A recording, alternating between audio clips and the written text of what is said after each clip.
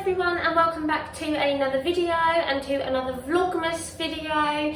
Today I am sharing with you a winter warmer recipe, and it's a slow cooker beef curry. So I'm going to show you everything you need. You don't need too much stuff for this, which is great. And if you're anything like me, you love a recipe that you can just stick in the slow cooker, leave it cooking all day, and then when you get home and it's dark and cold and rainy and you can't be bothered, you've got a delicious meal there ready to go. So I'm going to show you the ingredients, show you what you need to do, and then when it's ready I'll show you it all plated up, and we're going to have ours with some rice and some naan bread. So let's get cooking.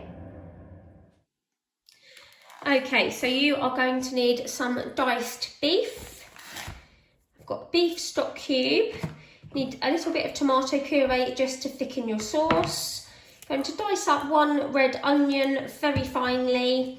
I've also got some garlic and ginger paste. You could use fresh garlic and ginger, but being as I was using both, I thought it'd be handy just to pick the paste up.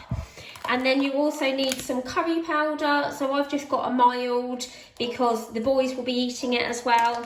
And then also some garam masala. And for the base of the sauce, some plum tomatoes. You could use chopped because you are going to sort of smush these up. But I find you get more tomato in the plumbed ones. I think the chopped ones, especially the cheap ones, are like all the odds and ends and bits and bobs. So I've gone for plum, but obviously that's completely up to you. So I'm just going to dice up the red onion, and then we'll get putting it in the slow cooker.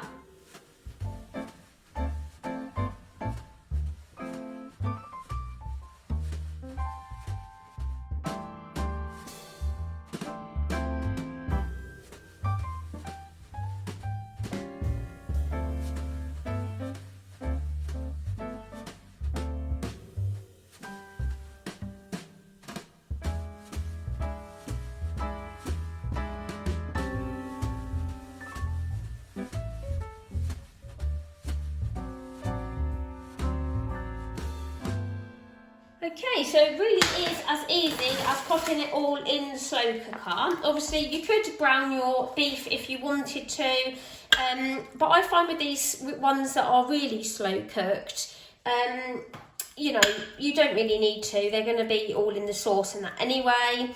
So pop your beef in. Also got my red onion. So I've diced it as small as I can.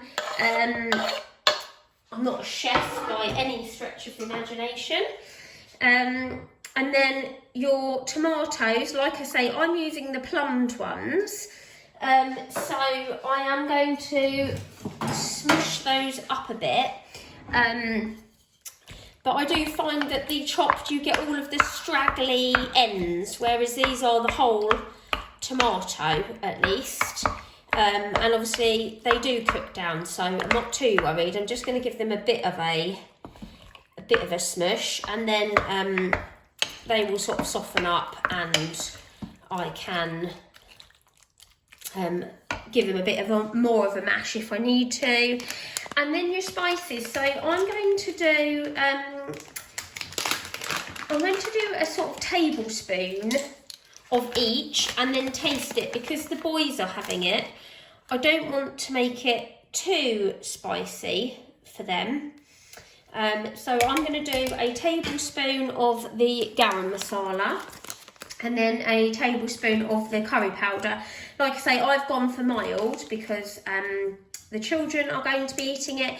But if you like things really spicy, or you know, if your children like spicy food, you can obviously add more if you want to. But I'm just going to go for a level tablespoon of that. And then I'm going to do my garlic and ginger for a couple of teaspoons of your garlic and ginger. I'll do a couple of heaped teaspoons. If you were doing fresh, you just do like a sort of little knobble of garlic and a couple of garlic cloves, of ginger, sorry, and a couple of garlic cloves. And then you've got your beef stock cube. I don't actually add any water because you will find that there'll be some water that will come out of the meat and obviously you've got the tomatoes in there. If it's looking a bit dry, you can always add a bit of water, or if you like it creamy, you could add some coconut milk towards the end. But we are going for more of a sort of tomatoey one. And then just a squeeze of tomato puree.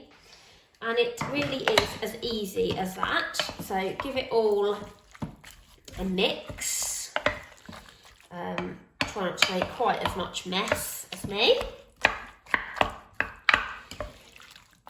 So it smells amazing. The garam masala, I think, because it's got like the cumin and everything in, it's got a really warm kind of wintry spice to it. So I'm going to pop mine on low and leave it bubbling away all day. Obviously keep an eye on it. If it gets a bit dry, you can add a little bit of water to it. But you don't want to, if you add lots of water early on, and then it's too runny, it's, you know, a job then to thicken it up. But with the stock and the puree, should be fine. So I'm going to come back later on today and show you it when it's all cooked and looking delicious. And yeah, like I say, we're going to have ours with rice and naan bread, so I will show you it when it's kind of all ready.